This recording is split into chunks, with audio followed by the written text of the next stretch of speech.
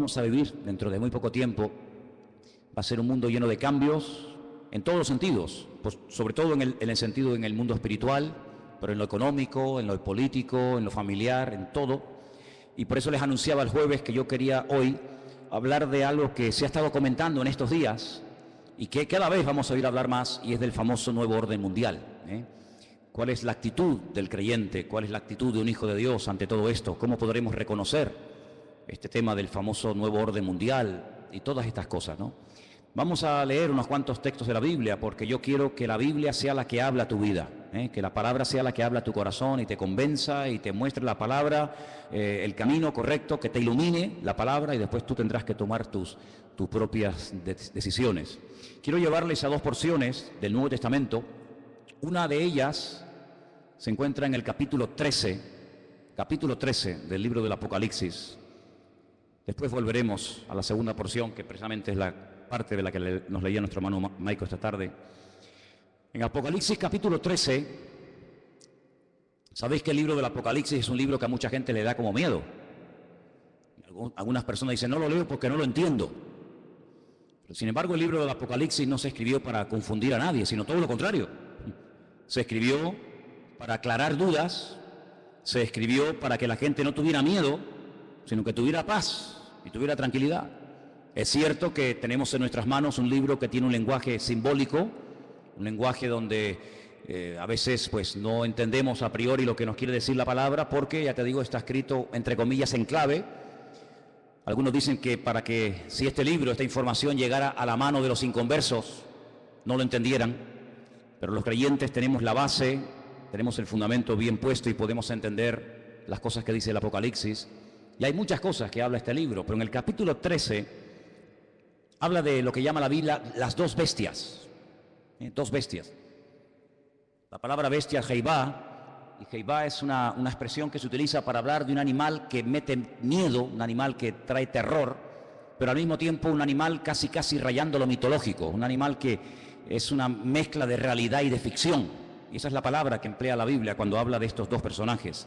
Capítulo 13, verso 1 dice así la palabra: me paré sobre la arena del mar y vi subir del mar una bestia que tenía, dice aquí, 7 cabezas y 10 cuernos.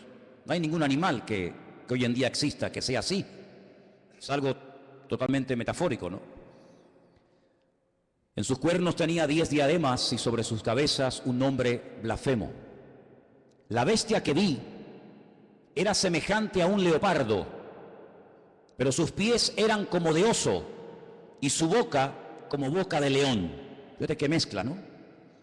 Y el dragón le dio poder, su trono y grande autoridad. 3 cosas, no te las olvides: poder, su trono y grande autoridad. Versículo 3. Vi a una de las cabezas como herida de muerte, pero su herida mortal fue sanada, y se maravilló toda la tierra en pos de la bestia. Adoraron al dragón, que le había dado autoridad a la bestia, y adoraron a la bestia, diciendo: ¿quién como la bestia y quién podrá luchar contra ella? También se le dio boca que hablaba grandes cosas y blasfemias, y se le dio autoridad para actuar 42 meses. Es lo mismo que decir 3 años y medio, o 1260 días, como también se dice en otro texto, Abrió su boca en blasfemia contra Dios, para blasfemar de su nombre y de su tabernáculo y de los que moran en el cielo. Se le permitió hacer guerra contra los santos y vencerlos. También se le dio autoridad sobre toda tribu, pueblo, lengua y nación. Y le adoraron todos los moradores de la tierra, cuyos nombres no están escritos en el libro de la vida del Cordero, que fue inmolado desde el principio del mundo. Si alguno tiene oído para oír, que oiga. Después en el versículo 11 habla de otra bestia. Si os dais cuenta, dice después vi otra. No es la misma, es otra bestia. Pero si os dais cuenta, dice que esta bestia subía de la tierra. Sin embargo, en el capítulo 13, verso 1, dice que la primera bestia subía del mar. ¿Lo veis ahí? Vi subir del mar. El versículo 11 dice otra bestia que vi subir de la tierra. Son 2 entidades completamente diferentes la una de la otra. A lo largo de la historia, la humanidad ha conocido muchos sistemas de gobierno. Ha conocido durante un tiempo, parte de la humanidad durante un tiempo conoció un sistema que ya prácticamente no existe, pero que se llamaba la teocracia. Era Dios, el creador, gobernando al pueblo y llevando la palabra a través de sus profetas. Y fue un periodo muy hermoso de la historia, donde Dios hacía las funciones de gobernante o de rey. Su pueblo obedecía, y cuando Dios tenía que comunicarse o transmitir un mensaje al pueblo, como lo acabo de decir, lo transmitía a través de sus siervos los profetas. Después dice la Biblia que decidieron cambiar y dejar ese sistema y entraron en un sistema llamado monarquía. Y el rey moría y su hijo ocupaba el lugar, y en fin, todos sabemos que es otro sistema de gobierno. El mundo ha conocido la monarquía, la teocracia, el comunismo, el capitalismo, la democracia, gobiernos de derechas, gobiernos de centro, gobiernos de izquierda, gobiernos comunistas, gobiernos socialistas. En fin, hay cantidad de formas de llevar a este mundo, pues, por distintos caminos. Pero la Biblia nos habla de un nuevo orden, de un nuevo gobierno, que en cierto sentido tendrá un poco de todo lo que les acabo de comentar. Tendrá un poco de monarquía, un poco de comunismo, un poco de democracia, un poco de capitalismo. Será como una especie de mezcla, pero también es un sistema completamente nuevo. El hombre nunca ha visto ese sistema de gobierno que en los últimos tiempos se levantará, y se levantará del antiguo territorio que ocupó el Imperio Romano. Yo no sé cómo estáis de geografía y de historia, pero el antiguo Imperio Romano conquistó prácticamente todo el continente europeo, de punta a punta, todo el Magreb, todo lo que son las naciones del norte de África y parte de Oriente Medio, incluido Siria, Egipto, Palestina y otros países más. De ese antiguo territorio romano, un territorio enorme, la Biblia nos enseña que en los últimos tiempos se formará un nuevo orden mundial, se levantará un gobernante que no sabemos su nombre, pero sí tenemos muchísima información acerca de este personaje, que no es un personaje de la mitología, ni es una especie de engendro entre algo espiritual y algo físico, sino que será un hombre de carne y de hueso, con padre, con madre, con genealogía, con lugar de nacimiento, con pasaporte, etcétera, etcétera. Digo esto porque a veces Hollywood y algunas películas muestran al famoso anticristo como una especie de relación entre Satanás y una mujer, y nace ahí una cosa que no sabe si es un demonio o es un niño. Olvídense de eso. El anticristo, y dicho sea de paso, el único en la Biblia que llama a este personaje el anticristo es el apóstol Juan. Esa palabra no aparece en ninguna parte de la Biblia, sino solamente cuando Juan habla de este personaje. Anticristo, alguien que se opone a Cristo, alguien que ocupa el lugar de Cristo, porque el anticristo no será un ateo. Satanás no es tonto. Satanás sabe perfectamente que lo espiritual siempre al hombre le tira, por un camino o por otro. Luego el anticristo no será un ateo, sino será una persona que caerá en lo más bajo que puede caer un ser humano, y es en la egolatría. Es pretender recibir adoración como si fuera un dios. Esto no es nada nuevo. Ya en Egipto, en Roma y en otros imperios se ha visto como el hombre ha querido ser adorado, y al faraón se le llamaba el hijo del dios Ra, el hijo del sol. Y en Roma sabemos que miles de personas fueron matados y fueron asesinados y fueron quemados porque querían recibir adoración, y querían incluso que se les presentara sacrificios y flores y reconocimiento. Así que el anticristo será una persona que al principio, digamos que entre comillas, respetará todos los cultos, todas las creencias, todas las religiones, todo vale, no pasa nada, pero vamos a ver cómo después la Biblia nos dice que pega un cambio. Y vamos a ver cómo a lo espiritual le va a dar una importancia tremenda, porque el anticristo, que en el Antiguo Testamento se le llama God, G-O-G. Cuando usted lee, por ejemplo, los libros del profeta Ezequiel, usted se va a dar cuenta de que al que llamamos nosotros el anticristo, en el Antiguo Testamento se le llama God. Fijaros qué cosa tan interesante. Satanás, que es un perfecto imitador de las cosas que Dios hace o que va a hacer, llama a este personaje en el Antiguo Testamento God, y es un nombre que la primera y la última letra de su nombre es la misma, es la G, la Gimer en hebreo, y suma 3, 6, 3, un múltiplo de 666, da 66 en total, imitando a la profecía que Dios le dio al rey David, David es otro el único nombre en la Biblia que aparece con la misma letra al principio y al final. David empieza por D, termina por D. Lo que hace el anticristo es tratar de imitar a ese futuro rey, ¿verdad?, descendiente de la casa de David, y tratando de ungir, respaldar, apoyar y ayudar en todos los sentidos a este personaje político que tendrá un poder prácticamente ilimitado. Hace unos días, varios gobernantes muy famosos de este planeta Tierra proponían el nombrar a una persona como el presidente del planeta Tierra, el presidente de la Tierra, en este nuevo orden mundial que se está fraguando. Una de las últimas ciudades con un lujo increíble que se ha construido en Kurdistán se llama Astana. Lo habéis visto en algunos grupos ciclistas que llevan Astana, ¿verdad? Y tienen un grupo muy famoso de ciclistas. Astana fue fundada por los Illuminati y por las logias masónicas. Todos los edificios y todos los símbolos de la ciudad de Astana en el Kurdistán, todos tienen que ver con símbolos masónicos y de los Illuminati.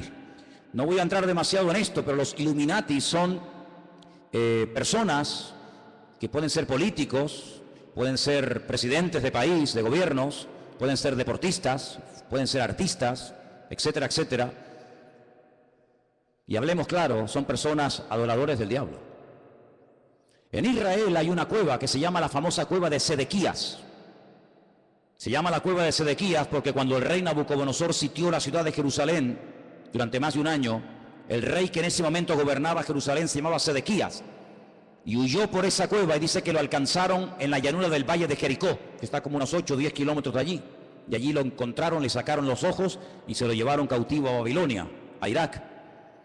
Y en esa cueva de Sedequías, de vez en cuando los famosos masones y Illuminatis se reúnen para hacer rituales. Quiero decirles que el presidente mundial de los Illuminati y de los masones es un judío llamado Rockefeller. Y en esa cueva se reúnen los de más alta graduación, los de nivel 33. Y allí hacen todo tipo de ritos y de ceremonias. Y ellos dicen que es allí, en uno de los lugares del mundo, de la tierra, donde Satanás hoy por hoy tiene su trono. No se olviden que Satanás no es un ser omnipresente que puede estar en todas partes al mismo tiempo. Satanás no puede estar en Madrid, en Estados Unidos, en Jerusalén, en Latinoamérica. Satanás es un ser que solamente puede estar en un sitio al mismo tiempo. Se mueve en el mundo espiritual, pero no tiene omnipresencia como es un atributo divino. Y es en ese lugar donde dicen los Illuminati y los masones que en forma de macho cabrío se presenta cuando hacen estas ceremonias en la cueva de Sedequías, y allí es donde reciben órdenes e instrucciones para las cosas que tienen que hacer. A algunos les puede sonar todo esto como a ciencia ficción, como a miedo, como a película, pero quiero decirles que el mundo espiritual, aunque no lo podemos ver con nuestros ojos de carne, es tan real como el mundo natural que constantemente estamos viendo. Date cuenta que, por ejemplo, ahora aquí dentro hay millones de voces en alemán, en arameo, en hebreo, en inglés, en chino, en japonés. Aquí dentro hay frecuencias, hay ondas, pero que no podemos ni verlas ni oírlas porque no tenemos un aparato de radio. Pero si tuviéramos un aparato de radio con una buena antena, seríamos capaces de escuchar programas que ahora mismo se están emitiendo desde Marruecos, desde Estados Unidos, desde cualquier parte de la tierra, simplemente que no tenemos un aparato que nos permite captar la señal de lo que aquí hay. Es como en la televisión. Y el mundo espiritual es invisible, pero es real. Los demonios existen, Dios existe, los ángeles existen. Todo el mundo espiritual es tan real como el mundo en el cual nos movemos tú y yo cada día. ¿Cuántos dicen amén? Satanás, dice la Biblia, que tiene un título, es el príncipe de la potestad del aire. Él se mueve con una velocidad abismal en la atmósfera.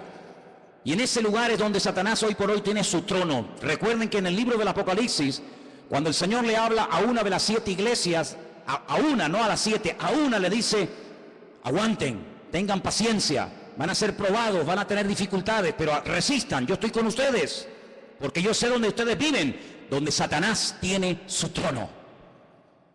¿Dónde tiene su trono Satanás hoy en día? Pues allí, en la ciudad de Jerusalén, es donde Satanás se mueve, porque sabe que la ciudad de Jerusalén es la ciudad más importante del mundo. Es la ciudad donde el Señor Jesucristo pasó la última semana de su vida. Es la ciudad donde Él instituyó lo que conocemos como la Santa Cena, el pan y el vino. Es el lugar donde murió. Es el lugar donde resucitó. Es el lugar donde ascendió. Es el lugar donde en el día de Pentecostés descendió el Espíritu Santo en forma como de lenguas de fuego que se asentaron sobre más de 100 y pico personas que estaban allí. Es el lugar donde Zacarías capítulo 14 dice que Él volverá por segunda vez y pondrá sus pies sobre el monte de los olivos, y el monte se partirá y desde allí gobernará las naciones. Es el lugar donde dice la Biblia que todo ojo le verá y toda rodilla se doblará. Es el lugar donde vendrán los famosos 2 testigos del Apocalipsis. Es el lugar donde Dios tendrá su sede de gobierno. Es una ciudad mencionada en más de 3.500 ocasiones en la Biblia, en el Antiguo Testamento. Es una ciudad importantísima. Es un lugar donde se está orando permanentemente, de noche y de día, por esa ciudad, pero es un lugar también donde Satanás tiene puestos sus ojos, porque sabe lo que allí va a pasar y lo que allí ya está pasando. Así que el anticristo, no el falso profeta, sino el anticristo, el cuerno pequeño, como lo llama Daniel, el hombre de pecado, el hijo de desobediencia, el inicuo, esta persona cruel y despiadada, tendrá durante 3 años y medio un poder impresionante como no nos podemos ni imaginar. Esta es la última oportunidad que Satanás tiene para destruir a las naciones, para engañar al ser humano. Esta es la última oportunidad, la última bala en la recámara que le queda al diablo por hurtar, matar y destruir, dice la palabra de Dios. Así que se viene un sistema de gobierno que nunca en la vida el ser humano ha visto.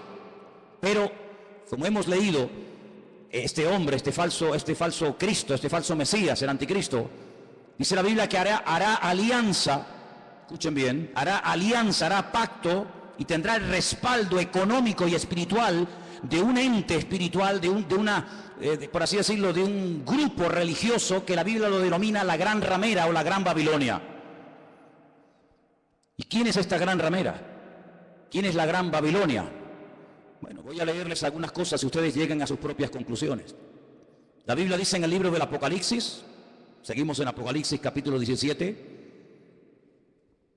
que esta gran ramera, Babilonia, la madre de las rameras, que ha contaminado a toda la tierra, versículo 1 dice: vi a uno de los 7 ángeles que tenía las 7 copas y habló conmigo y me dijo: ven acá y te mostraré la sentencia contra la gran ramera, la que está sentada sobre muchas aguas. La palabra aguas en el libro del Apocalipsis no se refiere a agua, sino que la interpretación de aguas la tienen ustedes.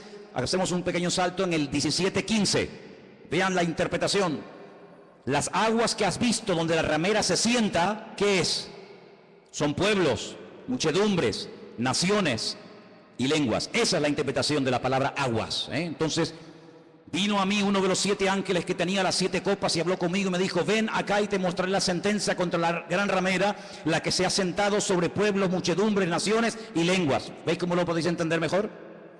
Versículo 2: con la cual han fornicado los reyes de la tierra y los moradores de la tierra se han embriagado con el vino de su fornicación. Me llevó el Señor en el espíritu al desierto. La palabra desierto en hebreo es Bamidbar, es el lugar donde Dios habla, en la soledad, en la quietud, en la calma, donde Dios saca a su pueblo para hablarle y revelarle cosas profundas de su corazón. Y dice que allí vio una mujer sentada sobre una bestia escarlata, llena de nombres de blasfemia, que tenía 7 cabezas y 10 cuernos. ¿Cómo estaba vestida esa mujer? Esa institución religiosa, ¿cómo se vestía? Dice que se vestía de púrpura. Interesante, ¿no? Y de escarlata. Estaba adornada de oro, de piedras preciosas, de perlas, y tenía en su mano un cáliz de oro lleno de abominaciones y de la inmundicia de su fornicación. Así se vestían sus ministros, de púrpura y de escarlata, y tenía joyas y piedras preciosas en abundancia. Ahora, analicemos hoy en día en el espectro espiritual de nuestro planeta Tierra, vayamos una por una a ver quiénes pueden ser. Por ejemplo, ¿cómo visten los budistas? Si viéramos en este momento a un budista, seguramente lo veríamos con la cabeza rapada. Veo muchos budistas en esta tarde aquí. Iría seguramente, si tiene algo de pelo, con una especie de trenza. Iría con una túnica de color naranja. Es el color de los ministros budistas. No usan piedras preciosas, ni mucho menos. El mundo entero, las naciones de la tierra no han fornicado con el budismo. De hecho, en muchas naciones el budismo ni ha llegado, ni sabe la gente lo que es. Para muchos, Buda simplemente es una estatua de un señor con una panza muy gorda y nada más que eso. Como visten, por ejemplo, Los musulmanes no visten de púrpura ni de escarlata. No han gobernado sobre todas las naciones de la tierra, sobre muchas sí, pero no sobre todas las naciones de la tierra. No tienen su sede, como después vamos a ver, en una ciudad más adelante. ¿Cómo visten los testigos de Jehová, los mormones? ¿Qué institución? Y no hace falta que lo digan. Se viste de púrpura y de escarlata y tiene piedras preciosas y riqueza en abundancia. ¿Cuál es el hombre que tiene más poder de convocatoria que simplemente con hacer así te junta 1 millón de personas en décimas de segundo? Un hombre que es capaz de ir a África, a América, a Japón, a la China, a Cuba, a cualquier país de la tierra. Es el hombre que tiene más poder de convocatoria que nadie, más que Obama, más que cualquier deportista. Hay un hombre que simplemente con hacer así junta como nada, 1 millón de personas, y los reyes de la tierra le tienen que besar la mano. Incluso el rey de España ha ido y se le ha inclinado. ¿Qué te parece, amigo? Y por si los datos te parecen cortos, en el versículo 18 dice: la mujer que has visto es la gran ciudad que reina, no que reinará, dice que reina sobre los reyes de la tierra. Allí donde la gran ramera tiene su sede. ¿Y cuál era la ciudad que en el momento de escribir el libro del Apocalipsis reinaba sobre toda la tierra? Si seguimos leyendo un poco más adelante, capítulo 17, versículo 8 dice: la bestia que has visto era y no es, y está para subir del abismo e ir a perdición, y los moradores de la tierra, aquellos nombres que no están escritos, no están escritos de la fundación del mundo en el libro de la vida, se asombraron viendo la bestia que era y que no es. Es increíble, amados hermanos, ver cómo el anticristo se hará de la fuerza política, económica y espiritual de esta institución religiosa que la Biblia nos enseña que harán uña y carne en los últimos tiempos.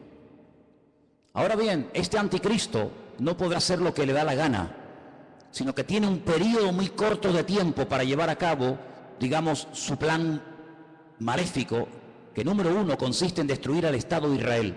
Hay una obsesión, siempre había una obsesión contra el judío. El judío es el chivo expiatorio de la historia. Cuando en Alemania había crisis y cuando Alemania no levantaba cabeza, incluso había perdido territorio en la Primera Guerra Mundial, ¿a quién se le echó la culpa? A los judíos.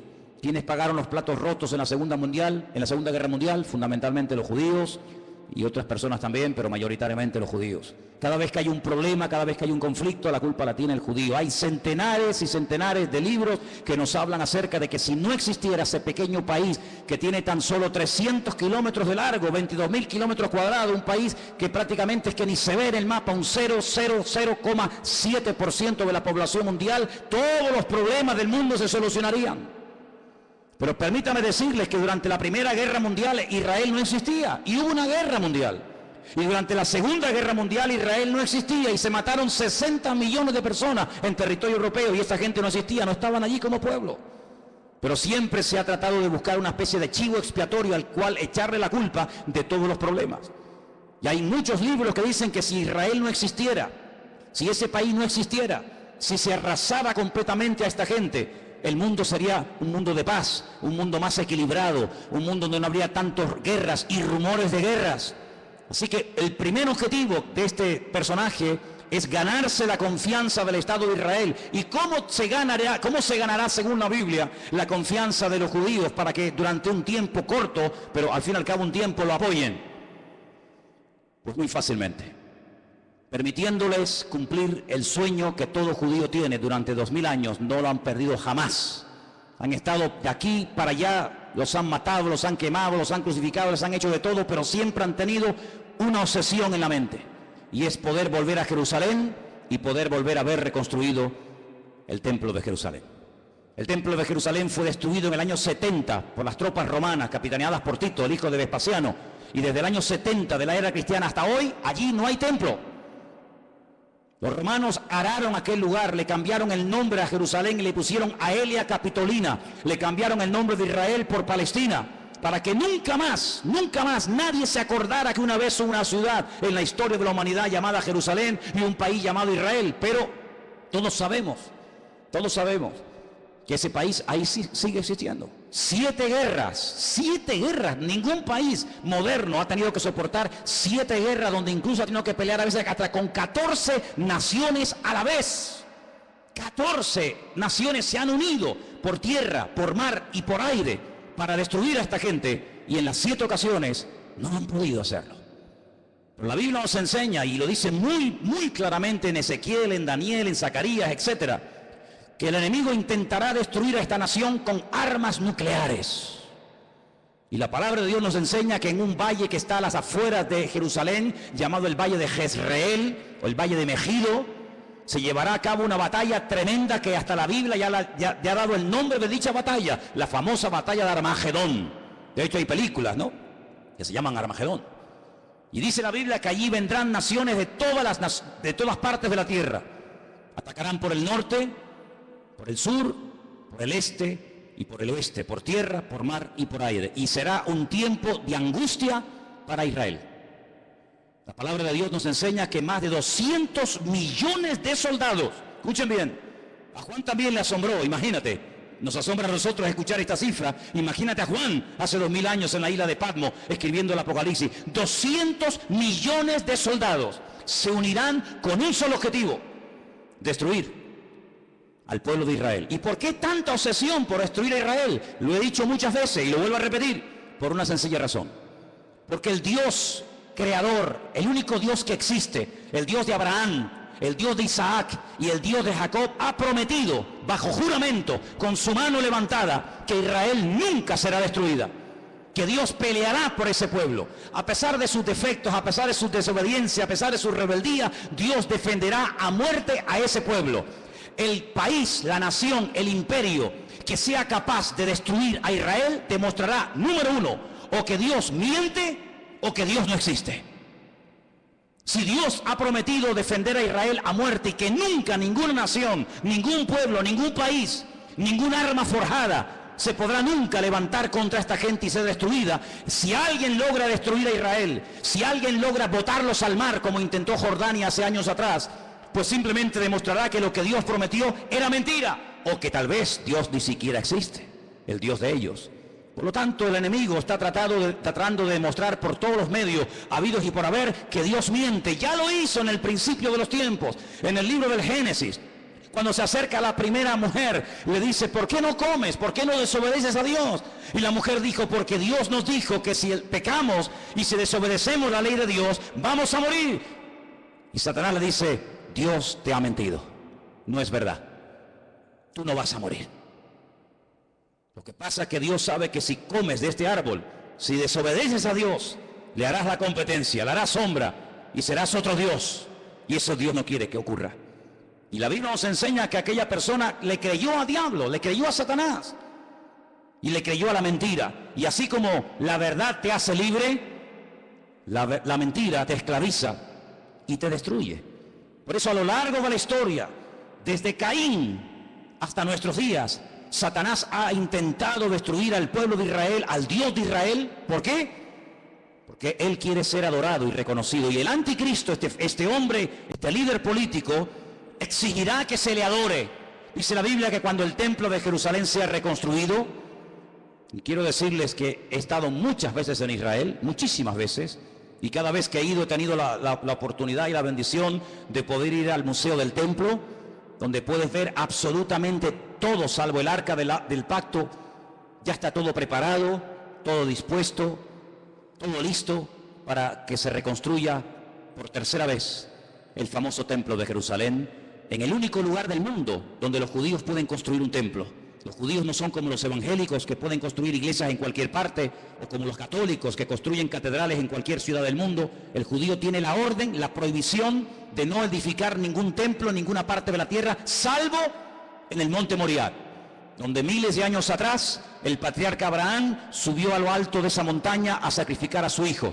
Y es en ese lugar donde Dios únicamente permite que se construya un templo, donde Él, dice la Biblia, que pondrá su gloria y su presencia para que todas las naciones de la tierra conozcan que Dios es uno, dice la palabra de Dios. ¿Por qué no lo hacen? Tienen poder para hacerlo. En 1967, en junio del 67, el 7 de junio del 67, La Biblia nos enseña, o la historia, perdón, nos enseña que las tropas de Israel entraron y conquistaron toda la ciudad de Jerusalén. No podían entrar en Jerusalén. Pero en el 67 tomaron toda la ciudad. Subieron a lo alto del monte, pero le dejaron hasta el día de hoy a Jordania que administre las explanadas del templo, donde está la famosa mezquita de Omar y la famosa mezquita de Al-Aqsa.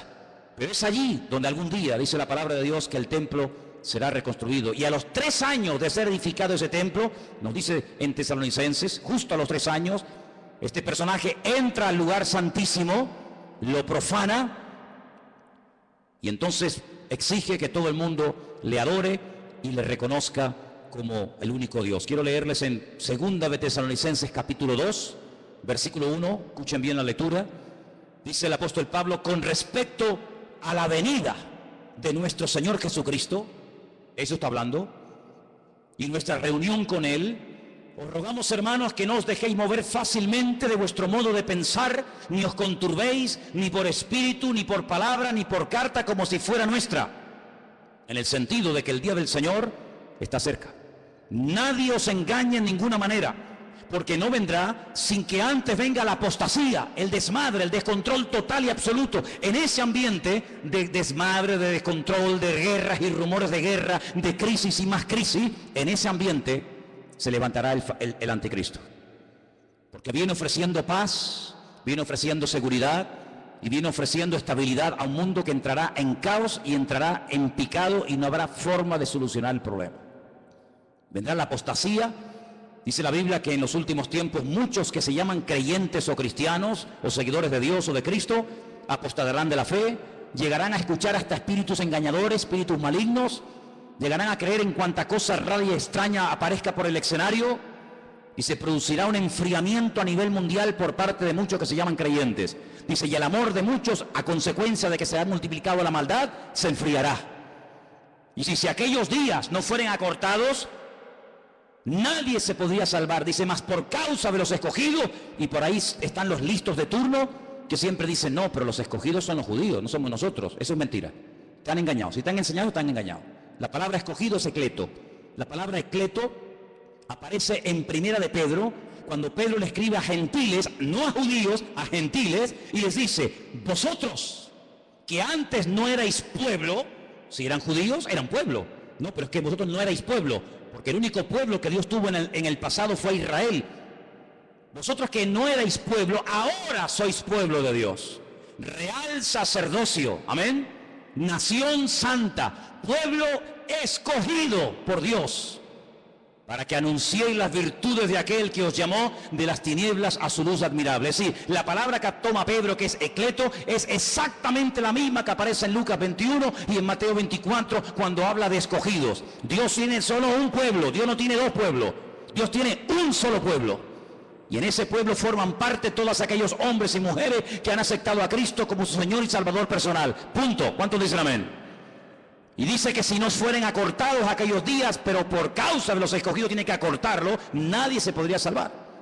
Entonces dice que cuando venga la apostasía, muchos, no todos, muchos se apartarán. Y estamos viendo gente que antaño predicaba el Evangelio, ya ni lo predican, ni sirven al Señor, ni se congregan. Y no se asusten ni se sorprendan. Pedro dice, hermano, no os sorprendáis, como si alguna cosa extraña estuviera ocurriendo. Ya os hemos predicado, ya os hemos profetizado, ya les hemos escrito. Dice, y después de mi partida, yo procuraré que ustedes tengan memoria de esto, para que no se olviden, que muchos apostatarán de la fe, que muchos se apartarán, que muchos se olvidarán de Dios, incluso hasta lo van a renegar y lo van a rechazar. Dice que cuando venga, antes de que venga el Señor, tiene que venir la apostasía y se manifieste el hombre de pecado, el hijo de perdición. ¿Y qué hace este hombre? Versículo 4, se opone, se levanta contra todo lo que se llama Dios o es objeto de culto. No permite que haya todo tipo de religiones y todo tipo de creencias, sino que va a ser una persona que va a controlar el tema espiritual o religioso. Dice, y es de tal manera este personaje cruel, que dice que se sienta en el templo de Dios, como Dios, haciéndose pasar por Dios. Y el único templo que Dios ha tenido y tendrá es el templo de Jerusalén. Por lo tanto, la Biblia nos habla clarísimamente acerca de que el templo de Jerusalén va a ser reconstruido otra vez. Sí, hermanos, otra vez va a ser reconstruido. Aunque nos parezca extraño, nos parezca imposible. También era imposible que hace 60 años esta gente tuviera un país llamado Israel, y es posible. Ahora vosotros sabéis lo que lo detiene, a este anticristo, a este personaje siniestro, macabro. Dice, vosotros sabéis lo que lo detiene, a fin de que a su debido tiempo se manifieste. Ya está en acción el misterio de la iniquidad, solo que hay quien al presente lo detiene hasta que él, no ella, él a su vez se ha quitado de medio. Entonces se manifestará aquel inicuo. La palabra inicuo, pues es una palabra que significa un hombre cruel, sin principios, sin moral, un salvaje, despiadado, una bestia, hasta que ese inicuo sea matado con el espíritu de la boca del Señor y lo matará el resplandor de su venida. He hecho una lista de cómo, de todas las formas que la gente moría en los tiempos de la Biblia. Tengo una lista enorme. Hay gente que murió comida por perros, gente que murió comida por gusanos, gente que murió crucificada, gente que murió apedreada, gente que murió quemada, gente que murió a palos, gente que murió clavados con un asta, empalados.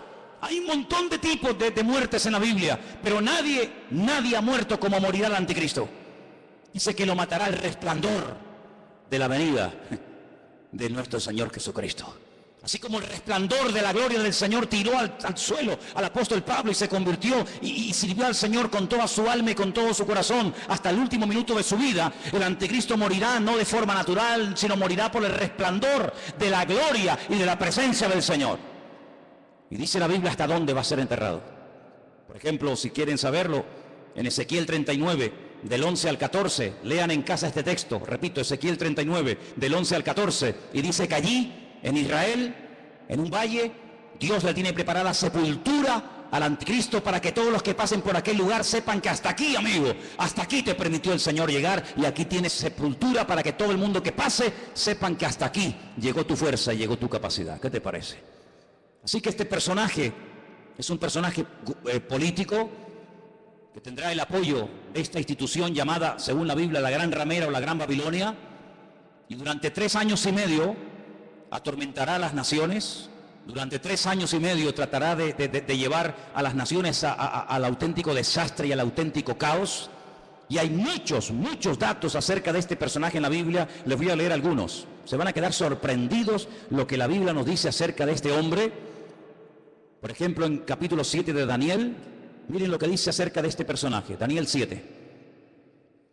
Los 10 cuernos significan que aquel reino se levantarán 10 reyes, después se levantará otro, el cual dice será diferente, totalmente diferente. Hablará palabras contra el Altísimo, fíjate, está obsesionado con Dios. Hablará palabras contra el Altísimo, contra los santos del Altísimo y los quebrantará. Pensará, fíjate qué cosa, pensará en cambiar los tiempos y la ley. Hacer un calendario nuevo, leyes nuevas. Qué curioso que la semana pasada, a punto de que se firme este nuevo tratado de libre comercio, donde desaparecerán los aranceles y los impuestos que hay que pagar en la aduana, y podrán viajar las mercancías desde China a Estados Unidos, de Estados Unidos a Europa, de Europa a Oriente Medio, etcétera. Alguien dijo que ante estos cambios globales, mundiales, que están a punto de suceder en poco tiempo, donde se ha vuelto a reunir el famoso Club Bilderberg y muchos políticos han ido a Roma a hablar con el Papa, y donde el G7 se ha reunido otra vez como casi clandestinamente, porque están a punto de producirse y de firmarse acuerdos que van a cambiar el mundo en cuestión de días. Qué interesante que todo esto está ocurriendo aquí, en nuestras narices. Pero es interesante notar que en esa reunión alguien se levantó y dijo, y esto ha salido publicado en la prensa, que lo que hace falta es establecer un nuevo sistema también de justicia. Es decir, la justicia, las leyes, los abogados, los magistrados que tenemos en este momento no sirven, no pueden llegar a tener el control de la justicia que hace falta para estos cambios que se vienen. Hace falta otro tipo de jueces, otro tipo de abogados, otro tipo de fiscales. Qué curioso, cambiar las leyes. Una de las instituciones que el anticristo quiere cambiar es la justicia, y quiere hacerlo lo más injusta posible. Parece una paradoja, ¿no? La justicia que sea injusta. La ley del embudo, donde el que tiene cada vez tendrá más, y donde el que no tiene cada vez tendrá menos. Querrá cambiar la justicia, la política, el orden social. Dice la Biblia que una de las cosas que harán los que tienen poder para dictar leyes es presentar leyes terribles como si fueran buenísimas. Y leyes que han sido buenísimas, que han preservado a las naciones de la destrucción, leyes con un principio moral, leyes con un principio de perdón, de misericordia, desaparecerán y a lo malo lo presentarán como bueno y a lo bueno como malo.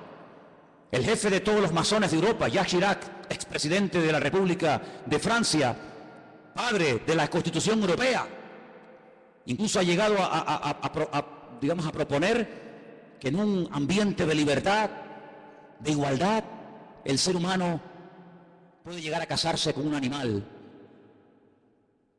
y hacer una ceremonia oficial donde si te enamoras de tu vaca o de tu perro te puedes casar con él, o si tu perro se enamora de ti no sé si le dirás sí o no. Y eso es lo que él ha llegado a proponer, que todos los seres humanos sean equiparados al nivel de las bestias, y donde un animal puede casarse con un hombre con un animal, y cosas terribles. En la Biblia nos habla como de engendros, donde se mezcla la biotecnología, donde se mezcla lo físico, lo espiritual, y verás cosas que te he puesto que es un robot o un ser humano. Hay personas que ya están siendo operadas y se cortan las piernas y los brazos. Quiero otro tipo de piernas y de brazos, y ya están haciendo engendros y manipulaciones genéticas sin precedente en la historia de la humanidad. Qué curioso que la Biblia, desde el libro del principio de la Torá, prohibía todo tipo de mezclas y todo tipo de injertos y todo tipo de cambios, ¿verdad? Sin embargo, el hombre intentará cambiar los tiempos, intentará cambiar las leyes. Serán entregados en sus manos por tiempos y la mitad de un tiempo. Es lo mismo, 3 años y medio, 42 meses. Pero se levantará el juez con mayúscula, le quitará el dominio, será destruido y arruinado, y el reino y el dominio y la majestad y los reinos bajo el cielo serán entregados al pueblo de los santos, cuyo reino es el reino eterno, y todos los dominios le servirán y le obedecerán al Rey de Reyes y al Señor de los Señores. ¿Cuántos dicen amén? Capítulo 8 nos da más datos sobre este hombre. Dice: y en cuanto al cuerno que fue quebrado, se levantaron otros 4 en su lugar. Significa que 4 reinos se levantarán de esa nación, aunque no con la fuerza de él. Estos 10 cuernos, constantemente, en esta tarde habéis oído 10 cuernos, 10 cuernos. Son 10 naciones que se van a unir en los últimos tiempos para pelear. Qué curioso que por primera vez en la historia ha habido una coalición de 10 naciones árabes que en este momento están atacando Yemen, en este momento están atacando Siria y otras naciones del Medio Oriente. 10 naciones, qué curioso. Una coalición de 10 cuernos. Bueno, la Biblia le dijo a Abraham que 10 príncipes saldrían de sus lomos a través de Isaac, ¿verdad? Y dice en el capítulo 8, verso 23: al fin del reinado de estos, cuando los transgresores lleguen al colmo, se levantará un rey altivo de rostro y entendido en enigmas, imitando a Salomón, que dice que venían de todas las naciones de la tierra para hacerle preguntas difíciles, y a todo lo que le preguntaban él respondía. El anticristo tendrá una sabiduría impresionante, diabólica, pero la tendrá. No te olvides que el Señor, cuando creó a este ser tremendo, que no era en ese momento Satanás, sino un querubín, dice que lo dotó de una sabiduría espectacular, de una hermosura sin precedentes. Satanás es capaz de hablar en todos los idiomas de la tierra, de entender todas las cosas que jamás en la vida le podrán caber en el cerebro a ningún ser humano. Y todo eso se lo dará, dice la Biblia, poder, autoridad, respaldo, apoyo a este personaje. Verso 24: y su poder se fortalecerá, pero no con su fuerza propia. Causará grande ruina y prosperará. Qué curioso, por una parte causa ruina y por otra parte prospera. Qué tremendo que los que causan ruina a los demás siempre son prosperados ellos. Es interesante, ¿no? Causan ruinas, destruyen pueblos, saquean ciudades, hacen destrozo, pero estos que le arruinan la vida a millones de seres humanos, luego son los tipos más ricos del mundo. Y uno dice: ¿cómo es posible que este hombre que ha sido elegido por el pueblo, o se puso él teóricamente para ayudar al pueblo, no solamente nos complique la vida y nos arruine y nos mate, y encima el tipo este tenga fortunas en Suiza, sabe Dios dónde? Así será el anticristo. Hará arbitrariamente, es decir, hará lo que le da la gana. Destruirá a los fuertes y atacará al pueblo de los santos. Israel va a ser atacado, Israel lo sabe. En este momento solamente Irán, escuchen bien esto, solamente Irán. El otro día hubo una reunión a más alto nivel. La República iraní le dijo a Israel: si me atacas, Israel quiere atacar las centrales nucleares, porque Irán acaba de firmar un acuerdo donde permite que los observadores internacionales entren en instalaciones civiles, pero no en las militares. Insiste continuamente de que todo el arsenal que Rusia le está proporcionando de uranio es simplemente para hacerle la vida a los iraníes más fáciles. Pero todo el mundo sabe, porque lo han dicho, no es nada que se oculte, porque lo han dicho, que el objetivo de ellos es literalmente hacer un festival nuclear en la ciudad de Jerusalén. Arrasar a Israel y borrarlos de la faz de la tierra. Israel se está pensando muy seriamente hace mucho tiempo atacar las bases militares nucleares. E Irán le dijo, si me atacas, tengo en este momento 80.000 misiles apuntando hacia la ciudad de Jerusalén. ¿Qué te parece, amigo? Solamente Irán, sin contar otras naciones que le rodean. 120 millones de enemigos contra 7 millones. Es una desproporción muy grande, ¿verdad? 120 millones contra 7 millones. Con su sagacidad hará prosperar el engaño. Todo lo que estamos viendo de corrupción, de engaño, de ladrones y sinvergüenzas que han saqueado y robado lo que les ha dado la gana, que entran por una puerta y salen por la otra, todo esto es simplemente un pequeño botón de muestra, como preparándonos psicológica y mentalmente para lo que viene. Dice que este hombre, con sagacidad, con trampas, con triquiñuelas, con mentiras, hará prosperar el engaño, se engrandecerá en su corazón y sin previo aviso atacará y destruirá a muchos. Estoy leyendo la Biblia, no estoy leyendo nada raro, estoy leyendo la Biblia. Se levantará contra el príncipe de los príncipes, pero será quebrantado, aunque no por mano humana. Fijaros cómo el enemigo ha ido adaptando la estrategia según los tiempos. Caín, el primer asesino, se levanta y mata a su hermano Abel, pero no mató ni a su padre, ni a su madre, ni al otro hermano. Dejó a más gente viva que los que realmente mató, ¿sí o no? Qué curioso, ¿eh? Caín mató a uno, pero dejó vivo a más gente. Cuando pasa el tiempo, dice la Biblia que otra persona que también tiene el mismo espíritu de Caín, pero elevado a la máxima potencia, va más allá y dice, en vez de matar a uno, matemos a todos, pero solamente a los varones. Y deja a todas las mujeres vivas. Sabemos también que Moisés se salvó y etcétera. Pero fíjate, Caín mató a uno, pero dejó vivos a otros. Pero Faraón quería matar a todos los varones y la muerte iba en aumento. Pero cuando no lo consiguió, el mismo espíritu de Caín que habitó en Faraón salpicó y se apoderó de aquel rey perverso de Amán, allí en los tiempos de la reina Esther, y dijo, no solamente a los hombres, sino a los hombres, a las mujeres, a los niños, y arrasemos con todo. Es decir, que no ha ido a menos, sino que la maldad siempre ha ido a más, siempre ha ido a más. Por lo tanto, todo lo que hemos visto a lo largo de la historia son simplemente pequeñas pinceladas de lo que le espera a esta tierra. Si saltamos al capítulo 11 de Daniel, sigue dando datos muy interesantes. Dice aquí, hará este rey según su voluntad. Se ensoberbecerá, se engrandecerá sobre todo Dios, y contra el Dios de los dioses hablará. Y dice aquí, y prosperará. Es increíble, ¿eh? Y prosperará. Por eso dice la Biblia, no tengas envidia del hombre malo que prospera en su camino. Porque a veces los malos también son prosperados, pero no por Dios. Y dice aquí, hasta que sea consumada la ira y lo que está determinado se cumpla. Ahora fíjate qué dato tan interesante. Yo sé, y algunos seguramente me lo harán notar, que en el texto original no existen palabras con mayúscula y palabras con minúscula. No existe ni en griego ni en hebreo palabras con mayúscula y con minúscula, que en nuestro idioma es muy importante, porque no es lo mismo la palabra Dios con minúscula que la palabra Dios con mayúscula. No es lo mismo la palabra Señor con minúscula que la palabra Señor para referirnos a Dios en mayúscula. En la Biblia hay un término específico para cada palabra, por lo tanto no hace falta recurrir a esto de mayúsculas y minúsculas. Pero en nuestra Biblia dice en mayúscula, del Dios de sus padres. Luego sus padres eran creyentes. Los padres del anticristo eran creyentes del verdadero Dios, porque dice, del Dios, repito, con mayúscula de sus padres, no hará caso.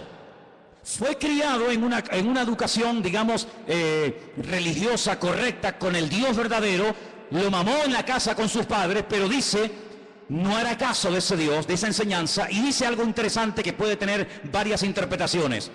Ni del amor de las mujeres hará caso. ¿Quiere decir que será un homosexual? ¿Que no se casará? Interprételo usted como quiera, pero dice que a este hombre no le interesa perder el tiempo. Ustedes saben que cuando un hombre se enamora de una mujer se vuelve medio idiota, medio tonto, ¿no? Por lo tanto, él dice, yo tengo un objetivo y si enamorarme de esta o de aquella me va a quitar mi tiempo, dice, ni hará caso de las mujeres. Increíble. No respetará a Dios alguno, porque contra todo se engrandecerá. Honrará en su lugar al Dios de las fortalezas. Y tú dices, ¿de quién es? El Dios de las fortalezas. ¿No hará caso del Dios verdadero que sus padres le inculcaron y le enseñaron? Dejará ese Dios verdadero y comenzará a adorar, dice aquí, al Dios de las fortalezas. Ahora, el libro de Daniel es el único libro de la Biblia que está escrito en dos idiomas diferentes. Todos los libros del Antiguo Testamento están escritos en hebreo y los del Nuevo Testamento en griego, pero Daniel no. Daniel, parte del libro está escrito en arameo y parte está escrito en hebreo. Se lee igual, pero significa lo mismo. Cuando usted lee del Dios de las fortalezas lo honrará, dice textualmente, Alá Maozín. Y menciona la palabra Alá. ¿Saben que las siguientes Biblias que se van a vender recientes, dentro de muy poco tiempo, que ya están en circulación en las iglesias evangélicas, dirá, por ejemplo, en el principio creó Alá los cielos y la tierra? ¿Sabían que la palabra Elohim o Dios desaparecerá de muchas Biblias en los próximos años y aparecerá la palabra Alá? ¿Sabían eso? Pues vete espabilando. De Alá, del Dios de la guerra, como dice el texto, a ese Dios adorará. Dice, Dios que sus padres no conocieron. No tiene nada que ver la adoración a ese Dios con el Dios que sus padres le enseñaron. Y dice, lo honrará con oro y con plata, con piedras preciosas y con cosas de alto precio. Hermanos, esto se escribió hace más de 3000 años, ¿eh? Es impresionante cómo hace más de 3000 años el profeta Daniel sabía detalles de la vida de este hombre que en aquel momento lógicamente no existía y que está a punto de aparecer. Y dice, con un Dios ajeno se hará de las fortalezas más inexpugnables y colmará de honores a los que le reconozcan y con precio repartirá la tierra. Pero al cabo del tiempo el rey del sur contenderá con él y se levantará contra él como una tempestad. También le irá mal al anticristo, no te quepa la menor duda, también le irá mal, pero durante un tiempo aparentemente las cosas le van a funcionar. Ante este panorama de este nuevo orden mundial, ante este panorama donde ya el famoso chic que habéis oído y que sabéis que está por ahí por el mundo dando vueltas, donde el dinero en muchas naciones ya ha desaparecido, no es que va a desaparecer, ya ha desaparecido. En Suecia usted va con dinero y no lo puede usar, ya no se usa dinero para pagar nada en Suecia, todo es con otro sistema. Pues dice la palabra de Dios que en los últimos tiempos se va a implantar a nivel mundial un nuevo sistema comercial, donde ya no hará falta llevar dinero, lo puede perder, se puede olvidar de él, se deteriora, se gasta, se pierde, te lo pueden robar. Sino dice la Biblia que se va a implementar un sistema que en sí es un sistema buenísimo, pero hay que ver lo que viene detrás. Y es un sistema donde dice la Biblia que nadie podrá llegar ni a comprar nada, ni a vender absolutamente nada, ni un litro de leche, hermano, ni una barra de pan en la panadería, ni nada de gasolina para el coche. Nadie podrá bajo ningún concepto comprar ni vender, a menos que lleve implantado en su cuerpo un microchip como el que llevan los perros hace muchos años, donde simplemente con un aparatito cualquier veterinario del mundo sabe cómo se llama ese perro, dónde vive, si está vacunado, si no está vacunado, cómo se llama el dueño, dónde vive y qué hace y qué no hace. Es un pequeño microchip alimentado con una pequeña pila de litio implantado en la piel, de tal manera que usted en cualquier momento puede llegar a una ferretería, a una carpintería, a una farmacia, a donde quiera, simplemente usted pasando su mano, automáticamente le descuentan de su cuenta bancaria lo que supuestamente usted puede tener. Así no tiene problema de que nadie le robe, de que nadie le quite nada. Y usted dirá, pero eso es una locura. No es ninguna locura. Muchísimos soldados del ejército norteamericano, muchísimos multimillonarios ya le están poniendo a sus hijos esta especie de microchip. ¿Por qué? Porque tiene muchas ventajas, aparentemente. Y es que usted está localizado 24 horas del día, aunque esté metido en un submarino bajo tierra o bajo el mar. Usted está localizado permanentemente, porque los satélites captan esa señal, captan esa radiofrecuencia en cualquier lugar donde usted se encuentre. ¿Cómo podía saber Juan, un pescador de Galilea, Hace 2000 años atrás, en un pequeño país llamado Israel, que algún día en el mundo, en el planeta Tierra, habría un sistema tan sofisticado, donde la gente ya no usaría dinero para comprar, ni para vender, ni para viajar, sino que simplemente llevando ahí una especie de chicle en la mano, pasándolo por una especie de escáner o de máquina, la gente podría llevar una vida normal. ¿Cómo podía ese hombre saber eso hace 2000 años? No lo sabía. Dios se lo dijo. Y Dios se lo reveló. Porque aquí el que controla el pasado, el presente y el futuro es nuestro Dios. Y el Apocalipsis está escrito en pasado. Porque esa es una de las características del tema profético en la Biblia. Que el futuro se cuenta en pasado. Y por eso dice la Escritura que para conocer el futuro hay que conocer el pasado. Porque el que no conoce lo que Dios ha hecho no sabrá nunca lo que Dios hará en el futuro. ¿Qué podemos hacer los que nos llamamos cristianos o queremos ir en serio con el Señor ante este panorama? Bueno, es interesante notar que una de las profecías que se tenía que cumplir en los últimos tiempos es que el río Éufrates, saben que Irak está bañada por dos grandes ríos, el Éufrates y el Tigris. Es una de las zonas donde estaba el famoso Jardín del Edén. Llegaría un momento que se tendría que secar para que tropas del norte, dirigidas por Rusia, vinieran en dirección a la tierra gloriosa, entrando por los famosos altos del Golán, en el norte de Israel. Bueno, pues Siria construyó hace ya muchos años una presa que deja totalmente seco el río Éufrates, así, en cuestión de minutos. Eso está profetizado también en el libro del Apocalipsis. La palabra del Señor nos enseña que los tiempos se acortan y dice Mateo capítulo 24 lo que tenemos que hacer en estos tiempos los creyentes, y te lo leo. Mateo 24, del 37 en adelante. Presta atención a lo que dice la palabra. Dice así: como en los días de Noé, así será la venida del Hijo del Hombre. Como en los días de Noé. ¿Cómo eran los días de Noé? ¿Cómo era su generación, sus vecinos, sus amigos? ¿Cómo vivía la gente en aquellos tiempos? Dice la Biblia que había violencia y agresividad por todas partes.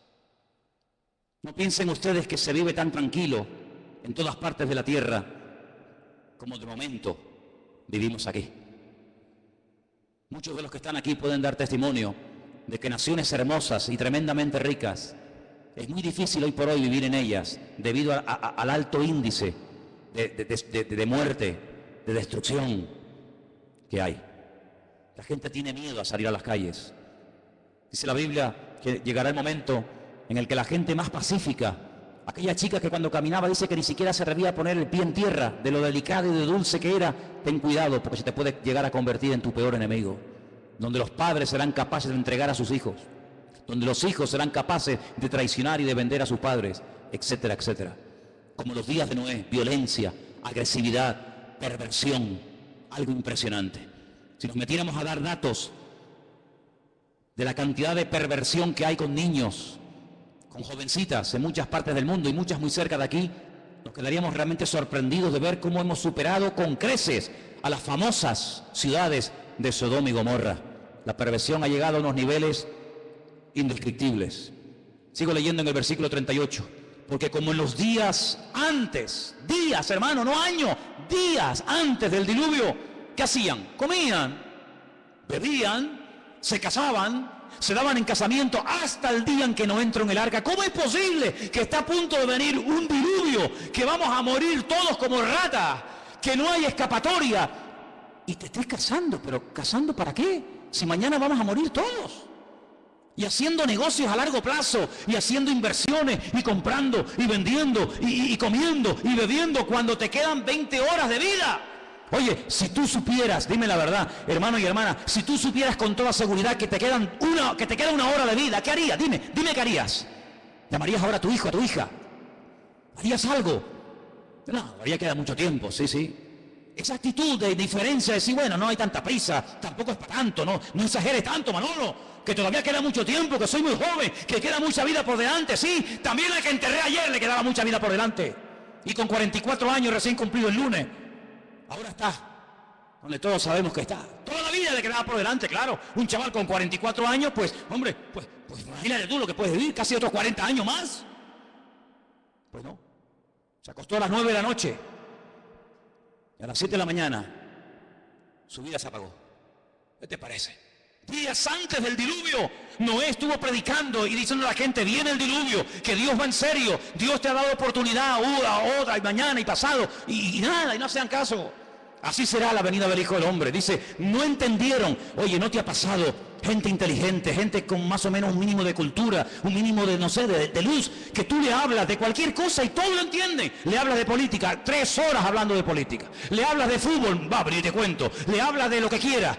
Tocas el tema de la Biblia, tocas el tema del Señor y son los más torpes del mundo. Y un tío tan listo, un tío tan sabio, un tío tan espabilado, un tío que se ha buscado la vida toda la vida, de todo entiende y de todo sabe. Lo dejas en el desierto y el tío sobrevive. Lo dejas en el Himalaya y el tío se busca la vida. Cuando le hablas del Señor, no entiende nada. ¿Leíste la Biblia? Sí, pero no la entendí. Pero tío, ¿cómo es posible que leas el periódico, leas la revista y todo lo entiende? Y cuando te hablo de Dios, no entendieron. Hay como una nube, hay como una ceguera espiritual. ¿Por qué se creen que comencé el culto cantando abre mis ojos? ¿Piensan que todo esto es casualidad? ¿Que detrás de esto no hay oración y preparación? Y diciendo, Dios mío, háblanos. Claro que lo hay. Abre mis ojos, ¿pero a qué? A la realidad espiritual de lo que se cierne y de lo que viene, hermanos. No entendieron hasta que vino el diluvio. Cuando entendieron era demasiado tarde. Claro, entendiste, pero ya no hay tiempo. Se los llevó a todos. Así será también la venida del Hijo del Hombre. ¿Qué te parece, amigo? Algunos no tuvieron miedo la primera vez que se metieron un pico en las venas. No tuvieron miedo ninguno. Algunos no tienen miedo a tirarse en parapente, en paracaídas, al vacío, nadar entre tiburones, subir al Himalaya y hacer locura. Y venga a beber, y otra, y otra. No tienen miedo, pero cuando llega la hora de poner ese valor al servicio de Dios, son unos cobardes. Y la Biblia los llama así, ¿eh? La gente que no tiene valor para creerle a Dios los llama cobardes. Valientes para lo malo, cobardes para lo bueno. ¿No entendieron? Dice, pero por eso estarán 2 en el campo. Uno se va y otro se queda. 2 mujeres estarán moliendo en un molino. La una será tomada y la otra será dejada. Y ahora viene la palabra, escúchala. Velad, velad, porque no sabéis a qué hora. Es verdad, pero tal y como están las cosas, la hora no la podemos saber. Pero ¿qué quiere que te diga? Viendo todas las piezas del puzzle, uno las va juntando por aquí, las va juntando por allá, lo que oye por aquí, lo que oye por allá, lo que me cuenta fulano, lo que yo he leído, lo que me han contado, lo que yo veo tal, y va juntando y dice, Dios mío, nos queda poco, la hora imposible, pero el Señor está cerca. ¿Cuánto lo saben? Sabed esto, que si el padre de familia supiera que hora el ladrón va a venir, velaría y no dejaría minar su casa. Lógico. Si yo sé que esta noche a las 3 de la mañana me va a venir alguien a robar la casa, yo no duermo. Yo no lo voy a recibir con una Biblia, ¿eh? Yo me hago de un palo o de un hacha, lo que haga falta, que venga a las 3 de la mañana, que venga. Te voy a dar la del pulpo, te voy a dar. Pero si yo no sé que viene a las 3, yo me voy a dormir, me levanto mañana y cuando me levanto digo, ¡ay va! Que me han robado, que me han quitado esto, que me han quitado lo otro. Pero dice la Biblia, cuando tú sabes que el Señor viene pronto, tú no estás distraído, tú no estás atontado, tú no estás agobiado. ¿Qué es lo que hace el diablo? A uno los revienta a trabajar, como a los judíos en Egipto. Que trabajen como mulas. Así no piensan, así van a llegar a la noche a la cama rendidos. Pero el diablo también a otro le dice, no trabajes tanto. ¿Para qué trabajar tanto? Y los tiene todo el día ociosos, sin pegar palo al agua, y entran en depresiones. Se aburren, comienzan a tontear con esta, a tontear con el otro, mensajitos a este, mensajitos al otro. Entonces los 2 extremos, o te revienta a trabajar para que no tengas tiempo ni para orar, ni para leer la Biblia, ni para congregar, no, estoy muy cansado, no puedo, no es que no tengo tiempo. O te lleva al otro extremo y dice, no pegues un palo al agua, no seas tonto, y estás todo el día buscando un juguetito en lo que entretenerte. ¿Qué te parece? El diablo no es tonto, ¿eh? El diablo no es tonto. Sabed esto, que si el padre supiese a qué hora habría de venir, velaría y no dejaría minar su casa. Por lo tanto, tenéis que estar preparados, porque el Hijo del Hombre vendrá a la hora que no penséis. ¿Cuántos dicen amén? Os voy a dar una cita para que la leáis tranquilamente en casa. Se titula El Anticristo. Está en 1 de Juan 2, del 18 al 24. El Anticristo. Una de las características de este hombre, ¿cuál será? Ahí está. 1 de Juan 2, del 18 al 24. Algunos dirán, bueno, pero cuando, hermano, las cosas se pongan feas, difíciles, cuando empiece a ocurrir todo esto, los creyentes no vamos a estar, ¿no? Entonces, ¿para qué se escribió la Biblia? Si no vamos a estar, ¿para qué se escribió? Tanta tinta, tanto libro, tanta literatura, tanta advertencia, tanta profecía, tanto mensaje. Si al final no vamos a estar, está perdiendo el tiempo. Es que se escribió tanto para que el pueblo de Dios no fuera sorprendido. Alguien dijo hace 150 años, escucha bien esto, hace 150 años, alguien dijo, tranquilos hermanos, cuando empiecen las persecuciones, cuando empiecen las matanzas, cuando empiece el mundo a ponerse difícil y duro, el Señor arrebatará su iglesia y aquí no estaremos ninguno. Esto lo dijeron hace 150 años. Es decir, durante 2000 años los creyentes se han estado preparando para servir al Señor a las duras y a las maduras, con persecución o con aplausos. Pero claro, por ahí cayó en buena tierra, entre comillas, la enseñanza de que los creyentes no iban a estar en tiempos de persecución. Sin embargo, nuestros hermanos de Irak, de Siria, de Corea del Norte y de tantas y tantas naciones que están muriendo quemados, vivos, apaleados, crucificados, degollados como si fueran animales, ¿son ellos creyentes o no? ¿Estarán ellos en pecado y por eso Dios les paga así? Cuando dice la palabra de Dios que los mártires nos tienen que dar ejemplo a todos y a cada uno de nosotros. Por lo tanto, velemos y oremos, porque las cosas no van a ir a mejor. Todo esto de pactos, que si Podemos, que si el PP, que si... Hay algunos que son tan ingenuos, tan tontos, que creen que todo se va a solucionar a base de habla, que te habla y promete y te doy, y tú aquí y tú allá. El Señor dice, la maldad se multiplicará y les sorprenderá a todos, me da igual del signo que sean, como los dolores a la mujer que está a punto de dar a luz, dice, y no escaparán, sino que vendrá sobre ellos la destrucción repentina. Nosotros no tenemos la confianza puesta en el PP, yo por lo menos no, a lo mejor alguno aquí sí. Yo no confío ni en el PP, ni en el PSOE, ni en Ciudadanos, ni en el otro, ni el Melena, yo no confío en ninguno de ellos, porque todos son hijos del diablo. ¿O no? ¿O no? Porque estás conmigo o estás contra mí. ¿Cómo voy a poner yo mi confianza en el hombre? ¡Maldito el hombre que confía en el hombre! Nosotros ponemos nuestra confianza en el Señor, Dios Todopoderoso. Él no nos va a fallar. Estemos en el diluvio, estemos en la tormenta, estemos en la cárcel o estemos fuera, yo estaré contigo todos los días hasta el fin del mundo y nadie te podrá hacer frente en todos los días de tu vida. Eso es lo que nos dice el Señor y a eso tenemos que agarrarnos ahora más que nunca. Por eso llevo años diciendo cada semana, oh hermanos oremos, hermanos busquemos al Señor, métanse en la palabra, dejen de perder tiempo en tontería, no hagan planes que tú no... hablando de planes, ¿cuántos de los que están aquí tienen planes y meten al Señor en sus planes? Es que lo tenía aquí apuntado y no me puedo ir sin decirlo. ¿Incluyes a Dios en tus planes? A ver, ¿sí o no? Pues lo estás haciendo fatal. Fatal. Que no puedo incluir a Dios en mis planes, no. Pero hermano, no te entiendo. Espera, déjame que te explique. Pues si no te vas a quedar así. Tú no tienes que incluir a Dios en tus planes. Tú tienes que meterte en los planes de Dios. ¿Ves la diferencia? Yo tengo planes, quiero ser médico, quiero ser abogado, quiero estudiar 5 carreras, quiero casarme con un chico alto, guapo, rubio, maravilloso, que habla inglés, arameo, francés, chino, japonés, tenga un coche, un yate, un avión. Claro, esos son tus planes. Y Señor, me tienes que ayudar, me tienes que ayudar, amigo. Tú tienes tus planes, tus proyectos, y ahora me caso, y ahora me divorcio, y ahora compro, y ahora vendo, y ahora voy a la playa, y ahora voy al monte. Tú tienes tus planes y metes a Dios en tus planes. Te equivocas rotundamente, no has entendido nada. Y tú dices, pero ¿cómo se predica en esta iglesia así? Amigo, aquí estamos para esto. Si quieres más la papita dulce, vete allá a la esquina que está la guardería Heidi. Aquí yo te digo, que la única manera de ir de gloria en gloria y de victoria en victoria no es metiendo a Dios en mi agenda, sino metiéndome yo en su agenda y en sus planes y en sus proyectos. Y entonces Dios te va a bendecir y Dios te va a ayudar. No metas a Dios en tu vida, métete tú en el Señor y entonces el Señor te va a ayudar. Y se abre la puerta, se cierra la puerta, poder decir gloria a Dios, porque Dios está conmigo y nadie me podrá frenar en los días de mi vida. Aleluya. ¿Cómo que tus planes? ¿Qué dices, amigo? ¿Cómo que tus planes? Ya no vivo yo, ya no vivo yo.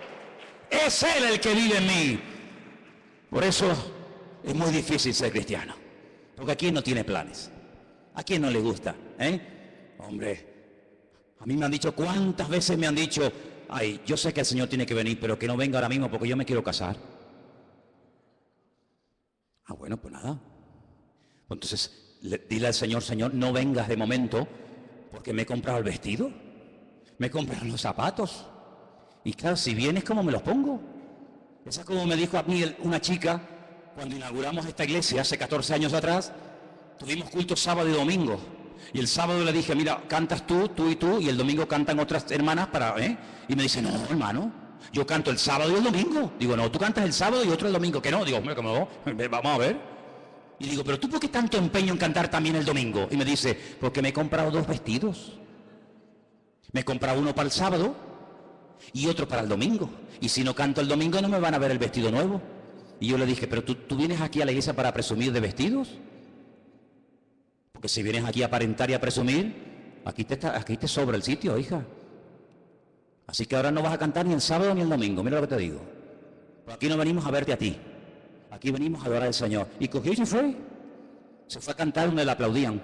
Pero aquí al único que aplaudimos, y le pido que ahora le deis un aplauso a Él, es al Rey de Reyes y al Señor de los Señores. A Él sea la gloria por los siglos de los siglos, amén. A Él solamente, aleluya. Fuertes aplausos a nuestro Dios, hermano. Amén, amén, amén. Aleluya. Amén. Nada más que a Él. Todo lo demás sobra. ¿Cuánto tiempo va a reinar el anticristo? ¿Cuánto tiempo va a estar este personaje, este tipejo? ¿Cuánto tiempo? Lo hemos leído. Tiempos y la mitad de un tiempo. 42 meses, 1 año y medio, 3 años y medio.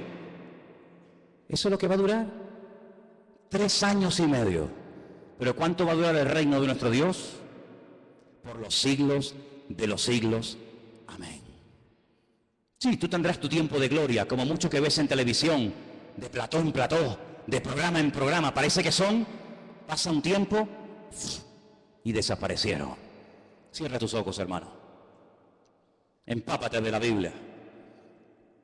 Métete en el Señor y dile al Señor, yo haré en la vida lo que tú quieras. Solamente lo que tú quieras. La vida cristiana no es hacer lo que yo quiero y usar a Dios para mi beneficio personal. No, eso no es vida cristiana, eso se llama religión.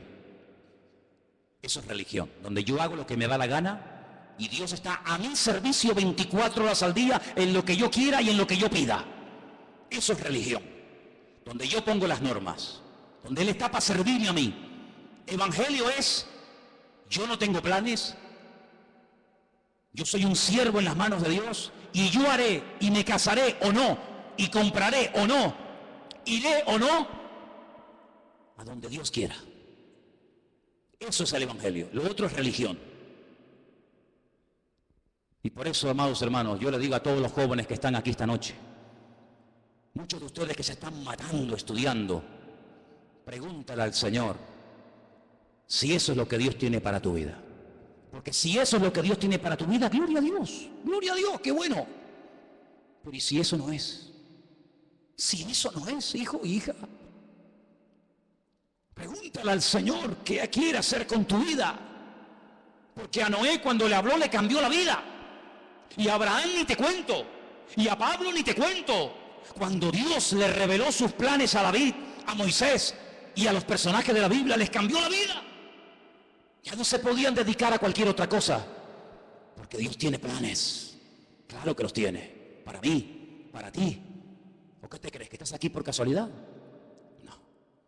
Dios nos ha traído hoy aquí, como dice el cántico, para no volver atrás. Aleluya.